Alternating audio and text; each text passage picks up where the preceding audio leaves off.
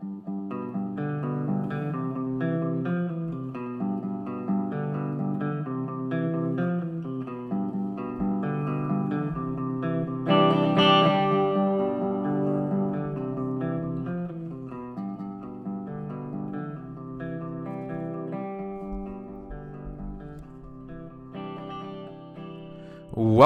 to the Movies the Damn podcast. My name is Kyle Grant, and I'm sitting here with my friend and published horror author, John Hunt.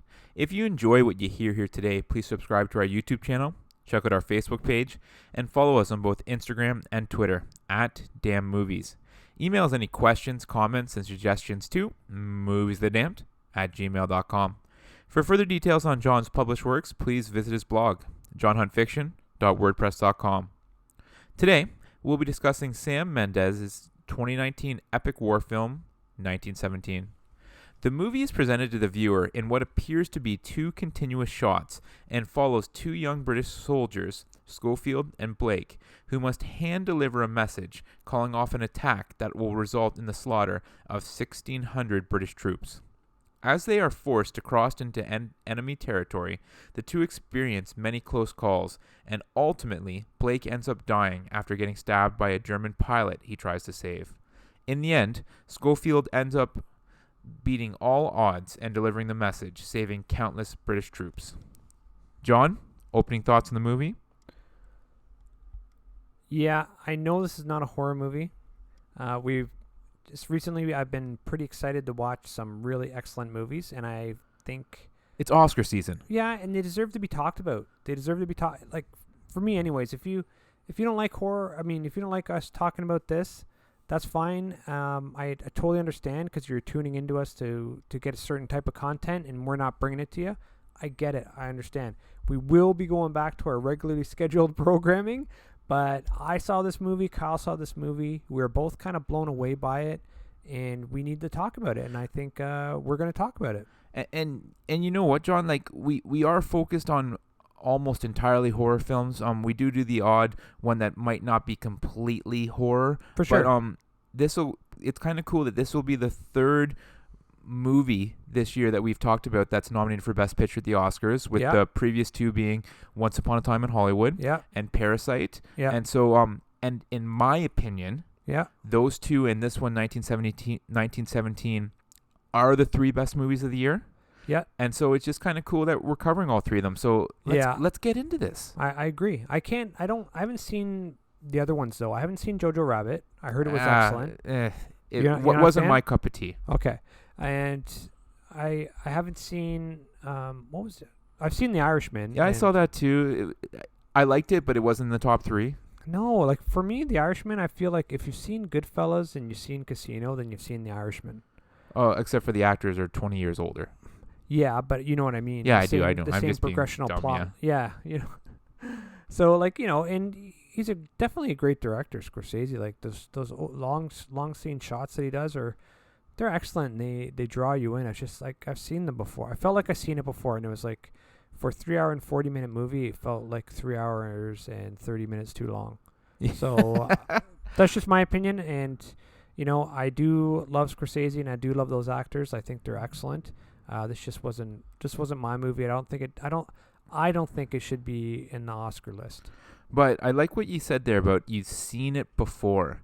That is something that you really can't say about this one. And yes, the premise of the long continuous take has happened before, most recently in a movie that we discussed, One Cut for the Dead. Yeah. Also a few years ago with Birdman. Yeah. But this movie, in my opinion, took it to another level. This movie in that regard was epic. Absolutely. So especially once it's going to be, what was it, 2 continuous shots? 2 continuous shots, because if you remember, I want to say maybe midway, 2/3 of the way through the movie, he gets knocked out. Yes. And the screen goes black for like 5 minutes. Yes. So not 5 minutes, sorry, like 5-10 seconds. Yes.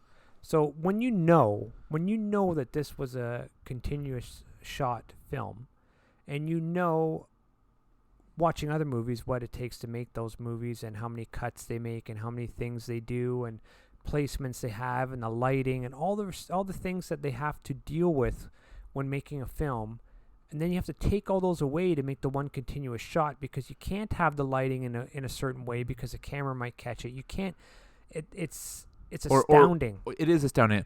But again, it appears to be a continuous shot, Yeah. right? Like, cuts are being made, Yeah. but they just like have to do that much more planning to make it look continuous, right? Yeah. So, so I was talking to Ethan about it, because I said I was blown away by what they did, the technical aspects of Yeah. it, just the organization and the planning of the camera run, of where it was going to be and how the actors had It's to to move. another level. Oh my God. It's like, I don't even, like, that is like OCD to an amazing organizational level. It was wonderful to watch. Like, I don't know how long the movie was, and I don't care. Like, as soon as it came on, I was like, and then it was over, I was like, what? I felt like I blinked, and it was just so engrossing. Like, there's nothing. It's like you get brought into that universe. Yeah. However, I did find myself, and this just has to do with my brain, thinking and looking for, I think they could have made a cut here. I think they could have made kind of like I was doing the exact same thing in One Cut for the Dead, right? I remember you were mentioning that. And just because that's just where my brain goes, because I'm so impressed with it and how flawless it is. I'm like, based on what happened there, I think they could have cut right there. Yeah. And it's not a criticism. It's actually something I liked. It added to it. And I would actually like to like go back and watch it again just to try and like focus on that a little bit more, as dumb as that sounds. It's like the Where's Waldo of film cuts. Exactly. Yeah. But one review that I did read, which was interesting, it had this line in it. So it was a negative review, and it said that this style, the long continuous scene type thing, it can be as distracting as it is immersive. And I thought that was an interesting quote, because you and I both are enjoying the immersive thing, but maybe to some other people, it gets cranked up even more when I'm talking about where it's like they're distracted by the fact where they're looking for cuts, or it's just... So I could see, like, for you, for sure, looking for the cuts would have been a distraction, but not to the degree that you didn't enjoy the movie or weren't immersed in it. I just mean, like, you weren't concentrating on the film as much as you could have been. Yeah, right. But I just thought that was an interesting quote from that some people, as much as we liked it, some people might not have liked this, and that just might be because it's different. And sometimes people don't like change, right? Well, like I said, I was like, so just think about what they had to do. So this is we have this train. The camera has to follow this rail. Like how many rehearsals? Like, so you get 20 minutes into a shot, and then the actor forgets his line. You're doing that all over again, and you just probably lost $10,000 in film or whatever, or people's time, and, like, you know what I mean? It's ridiculous. So I was just so impressed with what they did. But even if it's not a 20-minute scene, even if it's a 5-minute scene, that's incredibly long for one continuous take, right? Yeah, and then for you to keep remembering your lines, keep remembering where you're supposed to be at what point, right? Because you have to. There's a timeline thing. You have to move as fast as the camera's moving, or the camera has to move as fast as you are, and you have to run into people at certain choke points in the tunnels, and it's just like the timing has to be exceptional in every regard, and you know how you want to frame the shot, so your camera has to be in that position to frame the shot at that time. It's really quite amazing what they did. Yeah, no, it is, right, and so much went into this, and it just like. It made me, obviously I can't say for sure since I wasn't there, but it made me believe that like that's what things look like during World War I. Like the realism of it just blew me away. Yeah, so I really all that stuff was exceptional. It's like the rats. It reminded me the immersiveness, or the way that I couldn't pull my eyes from the screen, reminded me of Saving Private Ryan. Yeah, but Saving Private Ryan had the gore level up to a higher level, right? You didn't really see anyone get too hurt in this film. Well, you see dead bodies and things like that. Yeah, you see like gaping holes and stuff like that. But remember them landing on D-Day? Oh, like, of course, right? And they're getting shot right boats away. Dropping, and then like that. I thought that was like and crazy. Like you see, obviously, I loved it, by the way. Blake getting stabbed and he's bleeding, but it's not overly gory. Yeah. So it wasn't Saving Private Ryan level for that stuff, but it didn't need it, right? Like this movie didn't have those scenes where it was actually necessary, so I didn't really care. I'm just saying, from that standpoint. Like a lot of the other parts of what went on in the war, like 2 different wars, but what went on in the war is like, that immersive and that realistic. Like you're watching it and you're like, this is what people did then. Like, and you got to think about it like now, all war, in my opinion, is bad, right? So, just in the essence that people are dying and giving their lives for it, right?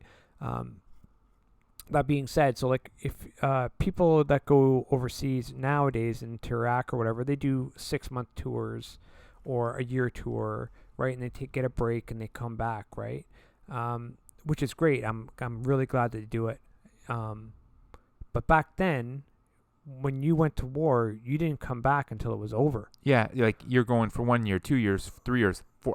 How long is it going to take? Yeah, right. If it's a 10-year war, that's where you are. You're not. Yeah. You know what I mean? And then living in those conditions, and as I said before, the rats, John. Yeah, I know. Can you imagine being around those things? Not to say that the soldiers nowadays don't go through worse or less conditions or anything like that. I just mean, they're that far away from home for that long period of time, and it was just a different time, and things were done differently, right? So it's just when you're watching that and you see what they're bringing that across, like you're feeling that, it's an exceptional film, and that you're totally engaged right that way. What I found myself thinking like throughout is like, I can't fathom myself being in the shoes of those young men. Yeah. Of being at war. Yeah. Like when the two of them are kind of going across no man's land. Yeah. It's like, how absolutely terrifying would that be? I don't need so. That's what I mean. Like war is, when you watch those Rambo movies and stuff like that. It's not real though. No, it's not real at all. Yeah. What I mean is like but they make it seem like if you're a really good soldier or if you're a really good warrior, whatever, you'll be fine, right? Yeah. If you're like the cream of the crop, you're going to be fine. Yeah. It's not true. Like it's all random. Oh, it's all random. Exactly. You could have been the best guy at training school, the best sniper, best the athlete, best fighter, yeah. best athlete, but you're getting up in the no man's land, you're running across there, one bullet, man, that's it. Wrong place at the wrong time. They're not, you know what I mean? But you're ordered to do it. You have no choice. Yeah. If you had a choice in making an intelligent play, it wouldn't be like, hey, let's 5,000 of us go run across that field. But that's why they wanted young men. I know. Young men who thought they were invincible, because we all do when we're young. You all think you're not going to die. Yeah, for sure. So you go charging, right? Yeah. And it just like some of those are just absolutely epic scenes when you see them all charging out of the trenches there and going across the battlefield. And Schofield is trying to run, I want to call it like perpendicular to where they're charging to like get that message to the commander. Like how that was just wild. That was a fantastic scene. Fantastic. Just with everything charging into people. Oh my god. And just the collisions. I do want to say this though. Blake reminded me of a chubbier Elijah Wood. Okay. Like I thought, like I look at him going, oh my god, like even the way he sounded sometimes. You know who that actor was though for Blake? Tell me, I know he's Game so of Thrones. familiar. For the older brother was. Sorry, say it again. The older brother was Robb Stark in Game of Thrones. The one they went to see. I knew who that was. You're talking about the younger brother? Yeah, the one walking with Schofield. I thought that he was as well. Maybe I looked it up incorrectly. He might have been, but no, I know because I've watched Game of Thrones. I read the book. Well, I watched a few seasons, but he was Robb Stark, the older brother that he went to see from Game of Thrones. I'll have to look into it again, but I could have misread it. I thought that he was as well, but I don't remember him from Game of Thrones at all. But he does seem familiar to me. Could be the chubby Elijah Wood thing, or it could be like he was in another movie and I just don't remember which one right now. And what a scene when they're kind of at the farmhouse and the plane goes down and he wants to try and save the German pilot. I know, man. Is that the epitome of nice guys finish last? I don't know. So remember the dilemma they had in Saving Private Ryan with killing that one German? Yeah. And he ends up killing the one guy later on. Yeah, they end up releasing him, and then you see later in the film that he's back with the German army. And he stabs the one guy in the chest. Yeah. With a slow knife, and oh my god, it was a terrible scene. Well, a great scene, but it made me feel terrible. It's like that, right? It's like you have what do you do, right? So you can't communicate with this person. You pull him out of a burning plane. He's like, hey, go get him some water. and then he's surrounded by enemies, and he tries to kill someone. Like, it's just And Schofield is saying, like, he's not trying to be mean. It's like, I think his exact words were, "We need to put him out of his misery." yeah. Or because he was like, asked, should we put him out of his misery? yeah, because he's like Yeah, burned and his and legs are all yeah. disfigured, and Yeah. it's just like, so it wasn't like a punishment type thing. No. He was like taking pity on him, right? Yeah, yeah. But then Blake gets stabbed, and like, just. And then obviously Schofield has to kill the pilot, and then that was an emotional scene, man. Like, yeah, I know. as he's like trying to carry him to get help, and then you realize he can't carry him, and Mm-hmm. you realize he's gonna die, and it's just like, that was a tough thing to sit through. Like, to be completely honest with you, like, I almost had to leave the theater. Like, Really? it was just like too much for me. Like, I just have such a hard time, like, just going through, like, sitting watching a movie like that, or even experiencing in real life, just being around people who are going through severe grief is just really tough for me. Yeah, I would agree with that. I think they displayed that in this film very, very well. I would say, though, I had a tougher time sitting through that scene we were just talking about with Saving Private Ryan. Yeah. When it's just the knife was just about to touch his chest, and he's like, no, stop. Like, And then he's trying to say stop in German as well. and Yeah. it was just it went in so slow. Yeah. And, oh my God, it was a terrible scene. Yeah. No, for sure. But this movie, like, oh my God, some of this, so. That being said, what did you think of the story? I thought the story was very good in this, and I thought it was. You knew what was happening, you knew what their mission was, and Yep. it was just about following these two young men throughout their mission, and then the obstacles that they overcome. So it sounds like a pretty simple, straightforward story, but you can do so much with a premise like that. So that was my only. So I think this might have got nominated for best screenplay or something like that. It's got nominated for a ton of stuff. Yeah. Yeah, I would. I don't think the story. I think the powerful thing about this film was the visuals and the long continuous shots and the immersiveness of it.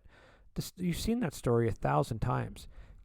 Go there really quick, deliver this message, or a lot of people are going to die. There's lots of obstacles in your way. Now go. How many times have you seen that in the movie? You've seen it a ton, right? But I guess it was the delivery, and again, you said the word perfectly. It's the immersiveness of it. Yeah, and the presentation, the whole presentation of the story, right? So, yes, I'll agree with you. I'm not positive whether or not it was nominated for I think it was screenplay. Yeah, But I would be shocked if it won that. yeah. So only for that reason. Like, once again, I don't care because it was presented so well. I could see a story line or story arc like that 1,000 times as long as it's presented very well. You are very limited in what you can do when you create a story, right? You could say they're all original, but you're always going to have an antagonist. You're always going to have a protagonist. You're always going to have some sort of terrible thing happen. You're always going to have a challenge. You're always going to have, like, these things always have to be there. Otherwise, it's uninteresting.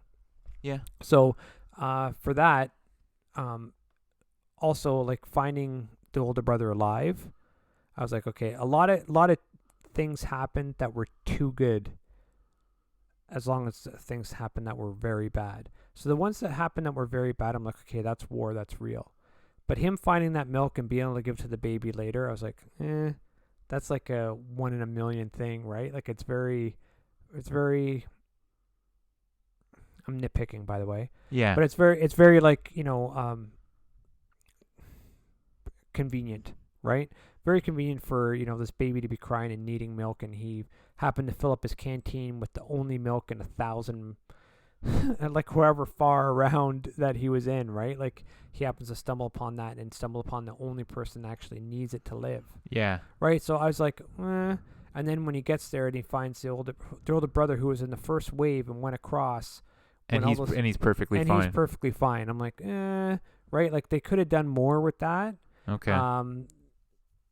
In my opinion, right? But once again, it's a great film. People love it, so I could be 1,000% wrong, for all I know. Right? I don't know. Like, what you're saying is accurate. These things are very convenient, but I guess I just didn't have a problem with them. And once again, like, I'm nitpicking. I don't necessarily have a problem with them, but when I'm watching a film, those things do take me out of it a bit because I'm pausing in my brain, going, meh. You know what I mean? Like, yeah. So then it breaks up the immersiveness for me, but doesn't necessarily detract from the movie experience. You know what I mean? Yeah, I guess there was just too many other things that just, like, kept me in there, and just like there's just like more twists and turns and obstacles. Like when he's in the river and like he's washing up with all those bodies. Yeah, the villagers' bodies and stuff. Yeah, no. Body. I know. There was actually this thing that I read that you'll like this, that at one of their filming locations, production staff had to install signs warning walkers in the area not to be alarmed at all the prosthetic bodies strewn around everywhere. Oh my Imagine God. yourself for a walk and you see all these like dead bodies Yeah. everywhere, and you're like, what is going on here, right? Because obviously they're not filming in the middle of cities. They're filming No. like in these fields and stuff Yeah. like that. Yeah, that's right. So I just thought that was absolutely wild. Did you know that this is arguably based on a true story? So I saw at the end it was like made for something Mendez. So is that like the Yeah, so director's? it's the writer director's grandfather Yeah. told him this as a child, Okay. and then he admits himself, obviously I took it and I expanded on it, Yeah, and I made ran it with it and more stuff like that. movie. Yeah. But the delivering of this message, and as you said, it's a tale as old as time, delivering well, a you know message how where the people you know are how going to the die. you know how they established the distance for the marathon, right? Yeah, exactly. The exact same. Didn't the guy scenario. drop dead after delivering the message? Yeah, he did. Yeah. Yeah, Yeah. no one should ever run a marathon. There you go. Well. Yeah. But critic score here, John, 89%. Yep. Audience score 88. Yep. With the critics, all I can say is maybe some people have issues with what you're bringing about the convenience of some of the plot points. Again, maybe it, as I mentioned in that one critic review that I read, it can be as distracting as it is immersive. So maybe Yep. that accounts for the 11% right there. Yeah. Could. The What's the like? I like to know this. Did you note it? The how many critics and how many? Sorry. there's going to be 1 million critics on this Okay. one. Okay. Like not actually 1 million, but it's No, going to be a lot. Yeah, it's Yeah. nominated for Yeah. Best Picture, Yeah. right? Budget came in somewhere between 90 and 100, which I was actually surprised about. I thought the budget on this would have been way higher. I know, and it's tough for me to say 100 million isn't high, but some movies I are think it made has to do with because they couldn't use a lot of the props that they normally would use. because of the continuous shot. Yeah. Okay, no, I get that. As of the recording of this podcast, it's eclipsed 200 million Oh, nice. for the box office. Good. And It deserves it, man. and killing it with the awards. Like it is on numerous 2019 top 10 lists, obviously. Yeah. Golden Globes won Best Movie Drama in the drama category. Yeah. And won Best Director. And then 10 Oscar nominations, including Best Picture, Best Director, and there you go, Best Screenplay. So that's there as well. But that brings me to my important question, or it's a double question. As I said, we're kind of in consensus about the top 3 movies that we've seen this year. Yeah. To review again, it's this one, 1917, Parasite, and Once Upon a Time in Hollywood. Yeah. 2 questions for you, putting you on the spot. Do it. If you're voting, which one of those 3 do you vote for? And then follow up, which one do you actually think is going to win? So, in what category? Best Picture? Oh, yeah, Best Picture. Okay. And I know this isn't an easy question. Obviously, since I'm asking it, I've had some time to think about it. So while you're kind of putting your thoughts together here, my personal pick of those 3, I'm voting for Parasite. I just love the story. I love the originality. It blew me away. But as for who's going to win, as a betting man, I'm putting my money on 1917. So, I would think so you want Parasite to win. That's who I would vote for. But if I'm going to bet on which one I think the 'cause Oscar is going to be handed to, I would say 1917. Because I think they have a Best Foreign Picture award. They do. I think that's where Parasite will go. Yeah, Parasite will win that one for sure. So I don't know if it'll get Best Picture because of that. You know what I mean? Yeah, no, and I agree. That's why I wouldn't bet on it. Yeah, but I have to tell you, man. So I loved Once Upon a Time in Hollywood. So if you had I watched it again recently. So if you had a ballot in front of you, you I'd would be- check off yeah, Once Upon a Time in Hollywood. Yeah, I put it on the other day, and like as soon as it started, I'm smiling. I Well, love that it is a movie. great movie, right? Oh my god, the writing, the acting, everything, man. Like I loved it. So then that's your vote, but then Yeah. what's your pick? Which one do you think is actually going to win? For Best Picture, I would have to agree with 1917. Well, just the fact that it did win the Golden Globe, that's usually a pretty good indicator. It's a good indicator. I'd be more happy for Best Director because of all what he accomplished with the long continuous shot. I think Once Upon a Time in Hollywood better win the Best Screenplay because it's amazing, right? But yeah, so I'd go with who I'd want. Definitely Once Upon a Time in Hollywood. Who I think 1917. Yeah. And but Parasite if we're going the top three, it'd be Once Upon a Time in Hollywood, Parasite, 1917 were my top three. Yeah. No, Yeah. definitely. Yeah. And it's tough to disagree, right? Like all three of these movies are great. Obviously, that's why they're nominated, and that's why we enjoyed them so much. Yeah. But again, just thinking back to this movie, just so many scenes pop out in my head. It just says like me being terrified. Maybe it's because I'm a big wimp. Mm-hmm. When they're in the German bunker, which is like a former mine shaft. Yeah. And it like the rat triggers that bomb, and then that starts collapsing. You're like claustrophobic. Oh man! And then when he has like the dust, he so Blake digs him out, and then he has the dust in his eyes, and he can't see, and then it's like you have to jump over this pit, like buddy. You know what? I was looking at that, going like, that's not a big pit. Why can't you just hold his hand and tell him to jump? Yeah. So that's what I thought when I was watching it. Okay. But no, it's an amazing scene. Like his face covered in that dust. So you're like, oh my god! You thought he was like. I thought he could be dead, and you're like, "Oh my god!" Because you don't know what's going to happen in the movie. Yeah. Because I didn't. Or how about when the barbed wire goes through his hand? Oh my god! And then that same hand goes in that dead body. Like inside. So many great things, right? Yeah, it's a great film. It really is a great film. And then you feel for the characters too, right? Like I said, when I was having a tough time with the one scene when Blake was dying, like he's a young man, and I thought that was something that this movie did very well. And maybe it's just because I'm getting older myself, John. But you brought up Saving Private Ryan. When I was watching that, like everyone seemed much older to me. Where in this movie, these two characters seemed very, very young. Yeah. And I think that I would agree with that. From what I've read, that's a better representation of the people who were actually fighting in this in these wars. They were very young men. Yeah. So in Saving Private Ryan, they were a tight knit group. They've survived a while. Yeah. Right. So that's why the guys were kind of older. Okay. Right. So and obviously there was older people in the war too, but but I think we sometimes forget that there were people who were there who were like 16 years old. I know, for sure. And it's just like when I looked at these two actors, and I'm sorry I don't know their real names, because they did a fantastic job. For sure. But they just seemed so young, and I think that added to it for me. Yeah. Where it's just like I'm older than these people, and I couldn't imagine being in their shoes. No, what they went through, and it's one of those things like human beings are awful to each other. But they're also amazing at adaptability. So if you got dropped into that situation, there'd be a transition period, but you'd be fine. Like almost everyone, everyone. You'd have to be, or what? You're gonna drop dead? Yeah, no, I get you do what you have to do. You're gonna be fine. Yeah. What happens afterwards? Maybe not. You definitely have PTSD and suffer from all sorts of things, or you might not even survive the war like Blake didn't, right? You know what I mean? So, but people talk about that, but like we are very adaptable. That's why we are the apex species on the planet.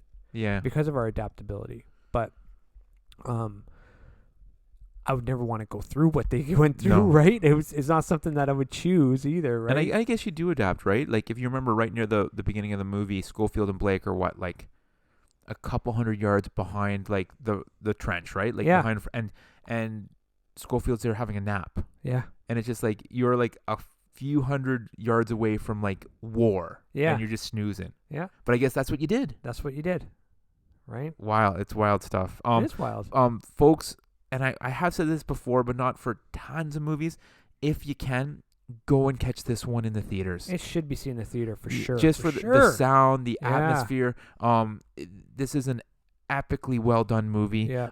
Even with our nitpicking points about maybe some of the convenience of some of the plots and the story's been done before, but it's just a great movie experience. Oh, it's a great, like none of that stuff should be a detraction at all. Like it's just, once again, we're gonna nitpick because that's what we do. That's what we do. So, but it's an Oscar movie. It's gonna win some stuff for I, sure. I think I would say 100% chance it wins Best Director. Mm-hmm. And I would say it's the odds-on favorite for Best Picture. I would agree with both those statements. Absolutely. Well, with that, anything else to add? I do not. Perfect. Well, folks, please subscribe to our YouTube channel, check out our Facebook page, and follow us on both Twitter and Instagram @DamnMovies. We want to hear what you thought of today's podcast and any suggestions you have, especially in terms of what movies you'd like us to discuss next. Send us an email to moviesofthedamned@gmail.com. Please also check out John's full-length novels. His first 2 novels, Dollhouse and The Tracker, are Amazon bestsellers. You can also order his novella Balance, his book of short stories, 4 Shots of Horror, and his newest novel, Off the Grid, on Amazon right now. For further details on John's other published works, please visit his blog, johnhuntfiction.wordpress.com. Thanks for listening, and we'll see you next time. Yeah, everyone, once again, thanks again for tuning in. Is that like a thing that people do on podcasts? It's not tuning in, is it? Anyways, I'm old. Have a great week, and be kind to everyone.